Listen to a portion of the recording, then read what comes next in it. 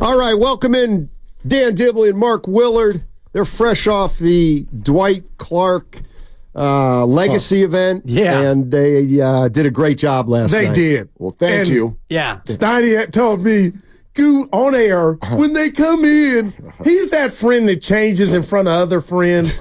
We bond and I love him, and then you two come in here.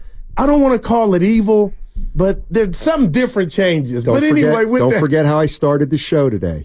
Oh, you did give me I almost teared up. He gave his partner some I heard that. Thug tears? Yeah.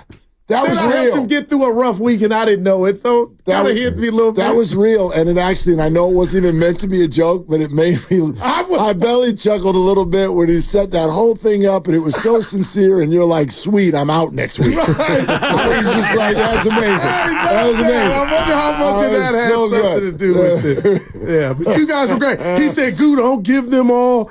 Just don't overdo giving you guys kudos for what you did yesterday. Alden Smith, that's some realness right there. Yeah. Good for him and you guys having that conversation.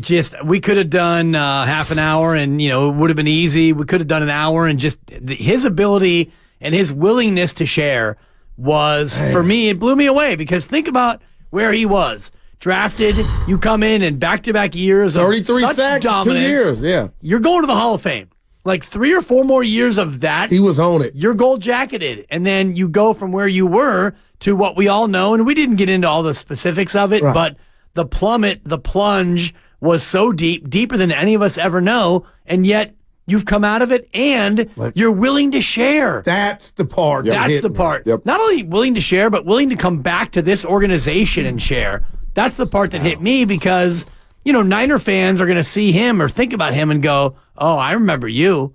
I remember Costas. Exactly. Whatever you think about it, you're not thinking about 2 great years. You're thinking about all of the incidents and, all the rest of it. Yeah. The one thing about radio, and I never take this as a bad thing, I take it as a challenge, but I hope that his voice was able to translate sort of the twinkle in his eye. Man. Like the sincerity, I felt that twinkle. The sincerity of that man when you sit in front of him and look in his eye and see the grin on his face, which I guess I could only translate as gratitude. Like, you know what I mean? Imagine, and we've all been through, some of us much more than others, like hard times, and you want to give up, and all of the things that the human experience brings us. But like, you can tell that he's cruising through life feeling like he's stealing, man, because he's here, and that's it's so in his eye when you're sitting there in front of him. So I hope his voice translated that, and it felt like he could have kept going, opening up to you guys. Yeah. Like that's how, like the Super Bowl is him living, like being able to reflect. Yeah, and Mark actually asked him, when was it? And because I asked him how do you go, how do you get to where you were to where you are now? And he shared it. He couldn't be too specific, but he shared it. And then Mark said, when? And, how long has it been? And he said, it's been about 3 years. Wow. Which means, 3 years ago, no doubt, he found that moment of clarity where it's like, I want to live. I don't want to go out like that.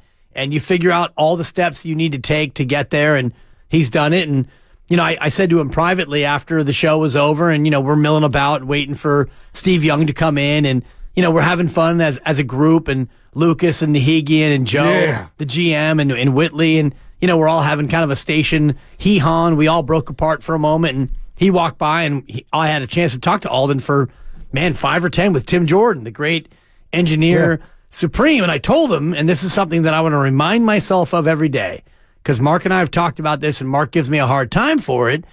I look at a lot of these athletes, and I think, Klay Thompson, you're making $42 million. What do you have to worry about? You've made $250 million, Klay. You got no worries. And so I said to Alden last night privately, I said, what you've taught me today, and I hope that I can take it to heart, is that, it doesn't matter what you make or how big you are, genetic lottery, top 10 draft pick, NFL star, whatever.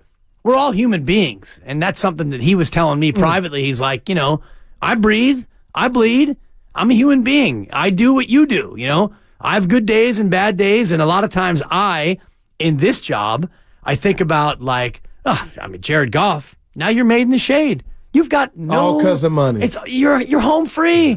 And Alden's like, yeah. And he said something to me about the money. He said, with not more money, more problems, but it was basically that kind of thing. Like, just because you're making a lot of money doesn't mean that doesn't bring with it a lot of more issues that you may confront. I think if we want the human experience, sometimes it can get in the way. Wow. Right. How do you know that anyone else in your life is being sincere to you? Exactly. How do you know? How? You have $200 million. Is anybody coming at me for the right reasons? Well, right. Anyone? I guess that's when you got to rely on the people who were with you before that time. There you go. They say that all the time. And maybe you don't have any of those. And there you go. I mean, here's something that also popped into my head when he said it's been about 3 years. And us 49er fans may not realize this because he hadn't been a 49er for a decade. But do you know what happened 3 years ago? The Raiders. No, it's actually... The Cowboys. The Seahawks. Oh, jeez. As a practice squad member. But 3 years ago... essentially almost to the day is when he left the game. Wow. And that's when he says he started feeling good for the first time. Yeah. Man. So that goes right along with what you're saying. It wasn't until he left football that he started feeling good. Yeah. Well, the other thing I noticed is just the way he talks. He knows, like he doesn't talk like a star player anymore. Like, you didn't interview Alden Smith. You interviewed just a guy. He's like just a guy. He's special because of what he did, and actually how he got to the point now makes him special also. But there's no facade. You could even see it in events like this, and this isn't to pull the curtain back too much. I hope it won't sound like that, but Alden can walk through that event, and there's a PR person with him. Right. And they are there earlier than everyone else. Right. And they just cruise through, and when we get it, when Steve Young, Ronnie Lott, Dre Greenlaw, whoever else might have been there. Good call. It's lights, it's boom mics, right. It's a crowd of people, it's people with jerseys, people who want autographs, all of that. Alden's not, somewhat shockingly, he's not there anymore. Right. That's not his platform. And connectivity on a new journey. Yeah. Which is why I got 10 minutes with him. Yep. And his PR, gal who was standing with him finally, after like 10 minutes, kind of gave me the nonverbal, we need to get. We should go. Well, and at that point, he's hungry. Tim Jordan had a couple of follow-ups. TJ. And it was just three guys talking, to Mark's point. And, Alden was happy to have that conversation because, he was sharing and I was sharing and Tim Jordan was opening up and it was just three people talking. It was awesome.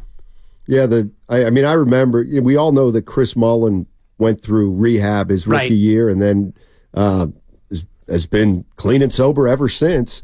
And the one thing the one thing he said was when he got sober, like life slowed down for him. It just slowed down. Yep. He just didn't. And when you say you talked to Alden Smith for 10 minutes, that means like he's at that point now where he's just going to talk to you, and when the conversation's over, it's over, and then he'll do his other thing. Like, he's not. Right. And I kind of understood what he was talking about when you say life slows down. We're not thinking like a celebrity anymore, and I don't like begrudge celebrities for this, but sometimes when you come in contact with them, they kind of look right over your head or over your shoulder, and I actually feel sympathy for that because I know why they do that. They do that because they don't know what to trust. They think they're going to get trapped. They need to, they just start moving, and they move faster because they're like, everywhere they are, they got to get out of here because something might go wrong. There might just be a phone that comes out, or you might end up in whatever. Alden, yes, moving much slower than a lot of the rest of the guys in there. That was real, man. Yeah. Good job. And I do want to encourage everyone to stay tuned to our show to hear the Alex Smith, Ronnie Lott four-way conversation. Okay. That was wild. Yeah, we hadn't heard that. Ronnie Lott is just special. Yeah. And it's, I just listening to him, and I don't want to make this comparison and have people come down my road like they were with you and Aaron Gordon, Kevon Looney, which was unfortunate. But and I wasn't trying, I know. Okay, I know. I'm hugging you. I needed that. I'm needling you because shout out Reg B, my buddy. I was driving in, but Ronnie to me gives off Willie Mays vibes of being like that level ambassador, presidential for that brand. Exactly. So Ronnie sits down, and immediately it's 2 camera crews, 2 boom mics. Mark Willard's getting boxed out like a Denver Nugget in Game 6. Okay. And, Mark is, we got boom mics over the top. And, well, I thought one of them was going to hit Ronnie in the head. Like, they got a little aggressive. I'm like, it's a legend. But to Mark's hit point, him in the head. Ronnie walks through, and it's like, this is going to be captured in 5 different mediums, and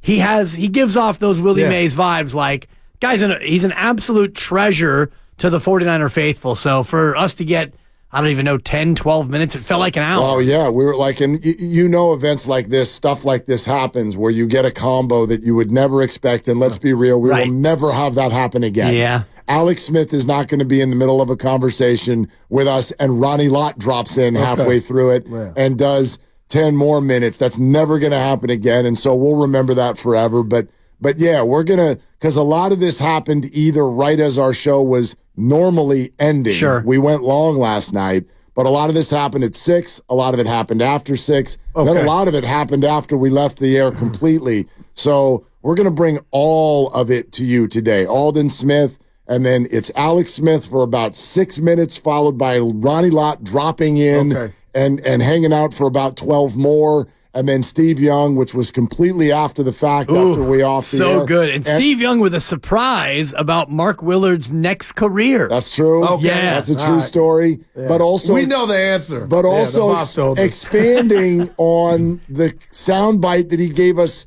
3 days ago that all of us have been talking about. Right. With that, and for those of you who had missed it, Steve sort of indicating that the most pressure on the Niners was last year. Man. And so is the window kind of closing? And the road was easier, he thought, with a lot. And the Chiefs struggled. They won a Super Bowl struggling. We asked him. Now they got some speedsters. No doubt. So we asked him to kind of expand on that. And I thought his reaction to the new schedule was fascinating as well. So we're going to have all of this in full between 2 and 6. Steve Young will have coming up at about 2:35, just over a half hour. You're listening to 95.7 The Game, KGMZ FM and HD1 San Francisco, an Odyssey sports station, always live on the free Odyssey app. Twitch and YouTube powered by First NorCal Credit Union. Upgrade your savings dividend. Open a First NorCal first-class money market today. It's a Friday. It's 2 o'clock.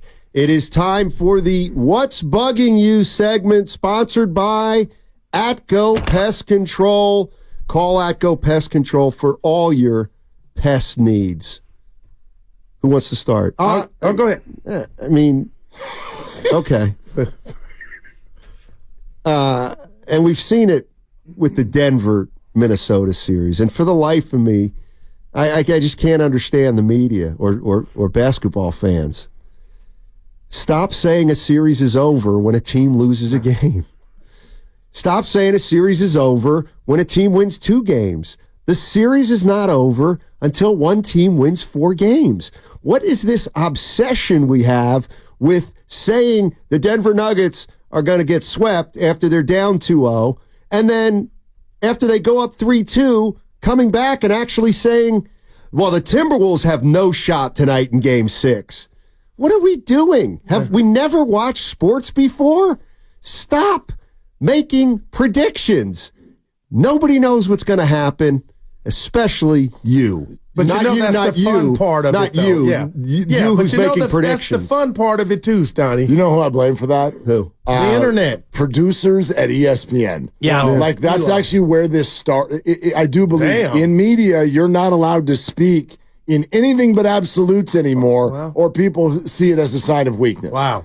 So look at some of the stuff that's leading these shows. I'm you can't. Basic of base. What are you going to click on? Right?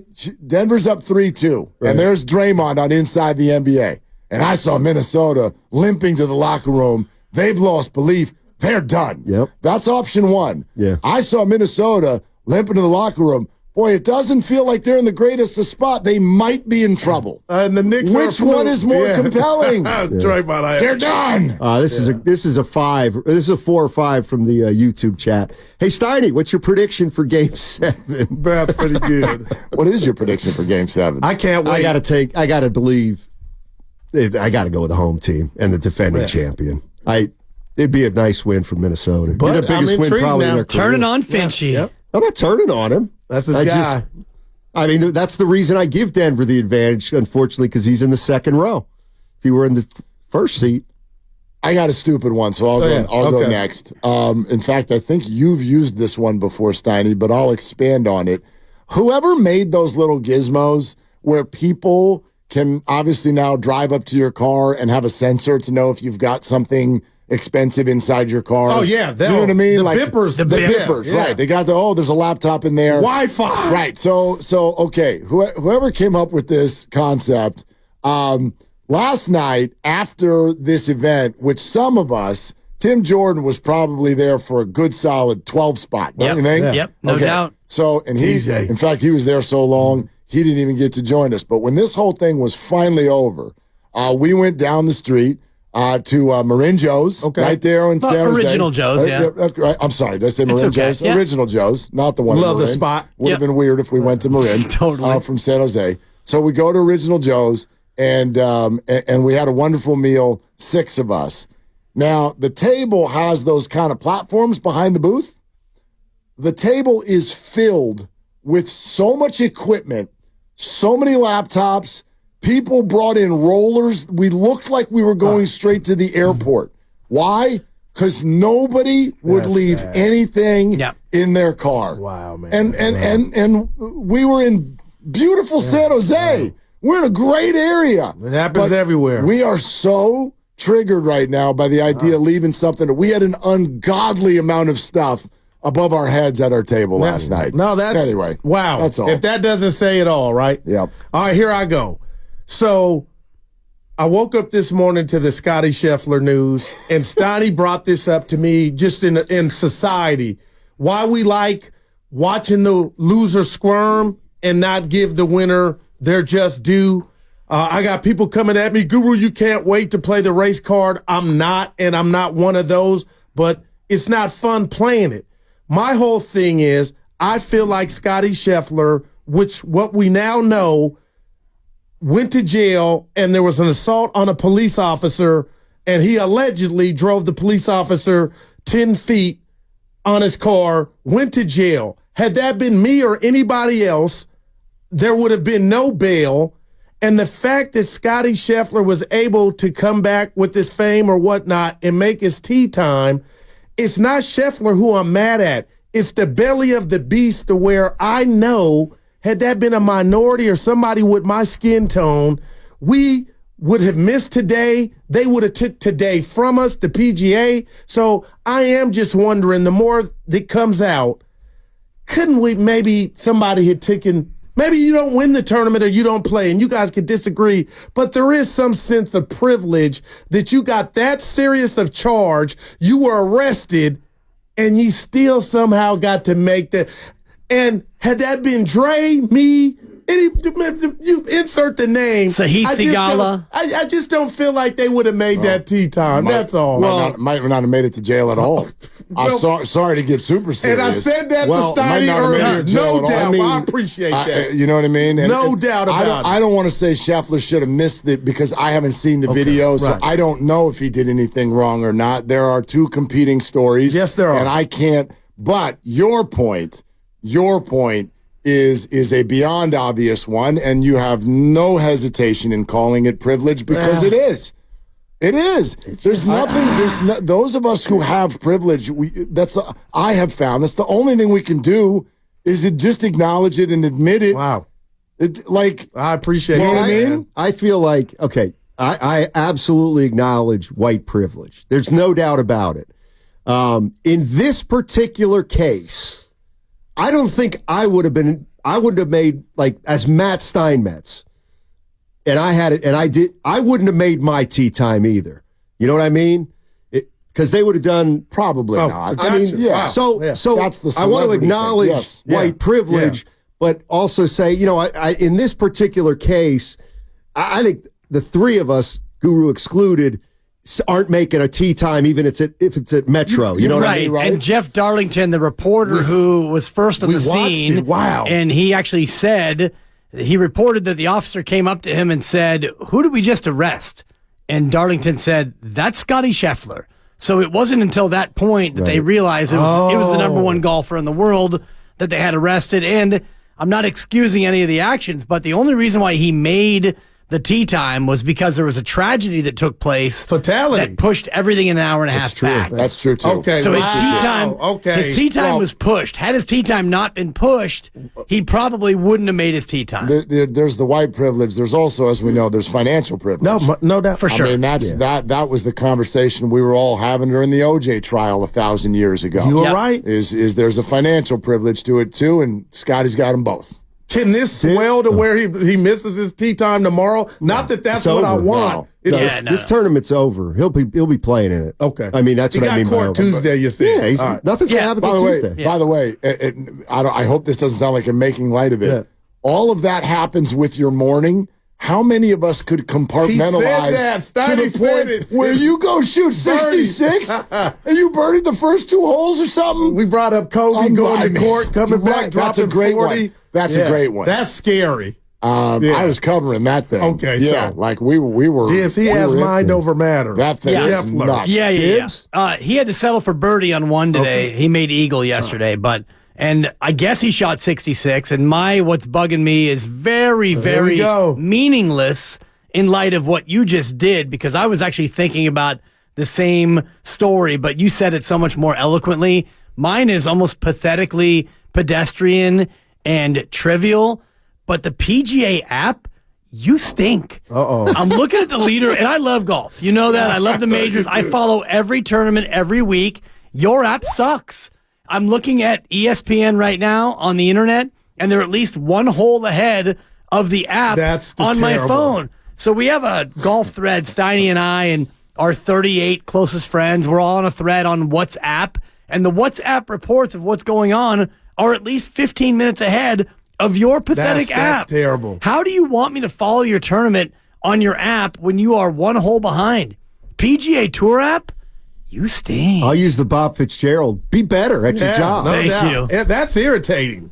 It's super irritating. I'm looking at it now, and Scottie Scheffler 2 shots back. Okay, there you go. The dude, the only way to arrest him is to arrest him. And that even didn't work. Arrest means stop. Because I wouldn't have had a bond on a assault on a police officer. I don't think anybody in it, we wouldn't even got a bond. Second degree. Yeah, and he didn't have to post a bond. Right. And I don't even know if that orange jumpsuit mugshot was real. Are you telling me they arrested him, put him in an orange onesie, and then released him that quickly? I don't know. That felt photoshopped to me. I don't know. Things, again, when there's a lot of money on the line, things go quickly. I get it. I'll never forget the NCAA Infractions Committee with the USC experience around Reggie Bush. Took like a year and a half. A couple years later, there's smoke at Auburn as Cam Newton's getting ready for the national title game. They met and cleared him in an hour and a half. That is wow. Things move quickly when they need to. And the owner of Valhalla Golf Property was the one who went to the police station and picked up Scottie Scheffler and personally drove him back to the golf course. That'll move things along. No doubt. Yes. That'll move things along. Right. So. All right. Well, amazing. Listen. We'll be listening. I mean this. A bag on the shoulder and a jacket on the arm. I mean this sincerely. You guys want to stick around because these guys got some great interviews from last night with 49er greats, and we played one of the Steve Young cuts to tease it, and I can't wait to hear the rest. Where are you going to hear it, Steiny? On 95.7, The Game.